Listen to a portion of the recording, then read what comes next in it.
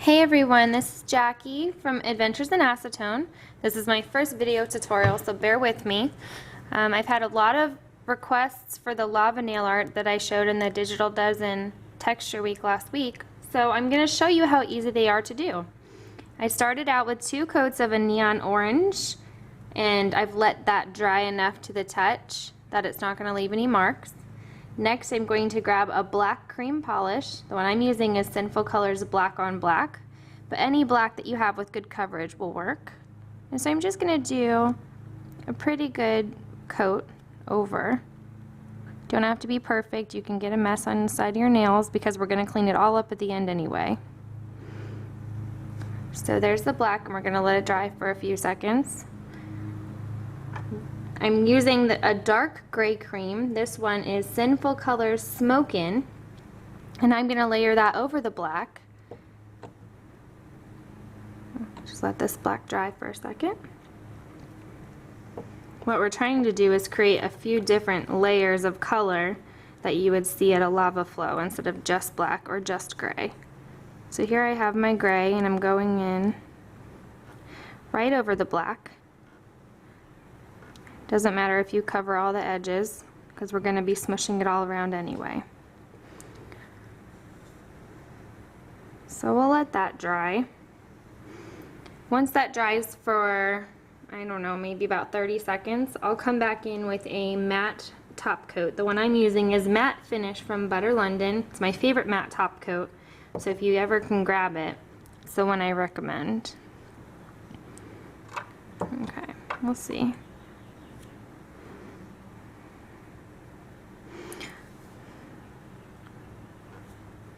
So it's not real dry. It's smearing through some of the color, but that's okay. As I said before, this is a messy effect. We're gonna let this dry for a few minutes. Okay, I've let this dry for about 3 or 4 minutes. So you can still leave a fingerprint in the finish, but it's not gonna smear everything off. The only tool you need is your other index finger, and just take a spot and start pressing so it starts to smush the nail polish around. We're trying to get the 3D effect that you see at a lava flow. As you can see here, it's pulling up some of the orange. That's okay, we're going to go back in with the same orange polish and a nail polish art brush to fill in. So I'm just going to smush it along. You don't have to be perfect. You can do a flow across your whole nail. It really doesn't have to be a science to it. You can see my bare nail there. But you can also see this lump here that you would see with dried lava. It's pretty cool. And I'll go in at the corner, add a little bit more texture, another spot where the lava would be flowing. If you think it sticks up too far, press it down. That'll just make some more wrinkles, which is what you want. Alright, I think I'm pretty happy with that. So next, I'm going to grab my thin nail art brush. This one is La Cornell. It's an 18-0 script. It's my favorite one. This is what I use for most of my nail art. I'm just going to dip it in the orange polish I used as the base. And I'm just going to fill in over the bare nail because you don't really want to see the bare nail. We want to show the lava. And fill in all the spots where you can see.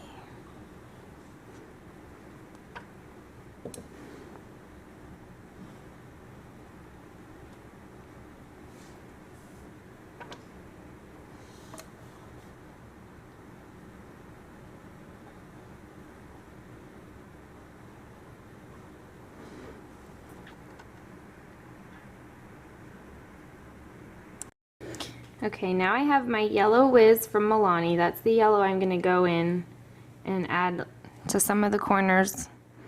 You don't want to put a lot of yellow because You only see a little bit of yellow in the lava. Most of it is the orange as it's cooling. So just put a little bit up here. This isn't really science at all. You can do it however you want, because lava is always different. Makes it really easy to do on all of your nails this way, because you don't have to try to replicate the same thing on each one to be the same. Just a little bit of yellow here and there. A little bit here.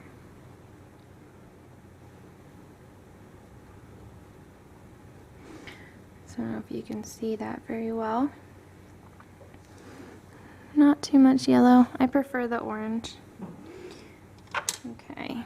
So the final thing that I did before, so I'm going to show you, is I take pure acetone and a cleanup brush. This cleanup brush is from e.l.f. Costs 99 cents at Target. I buy like a zillion at a time every time I go in there because I use them for everything. Pure acetone, and I just went in and I just stressed a little bit on some of the gray so you'd get a little bit more black to show through, especially over the wrinkles. But you kind of have to do it a few times. You have to get through the matte top coat and through the gray to let the black show through.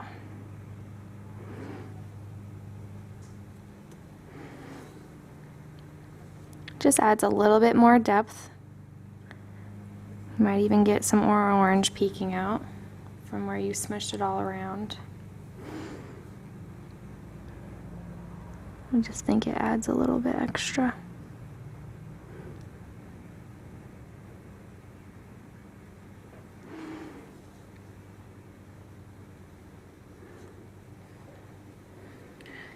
So there we go.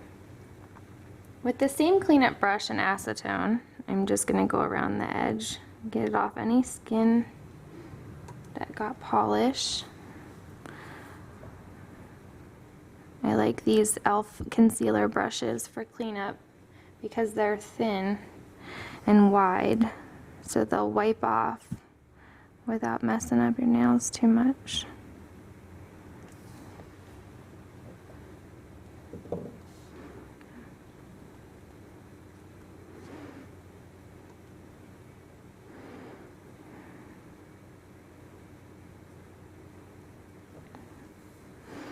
So there you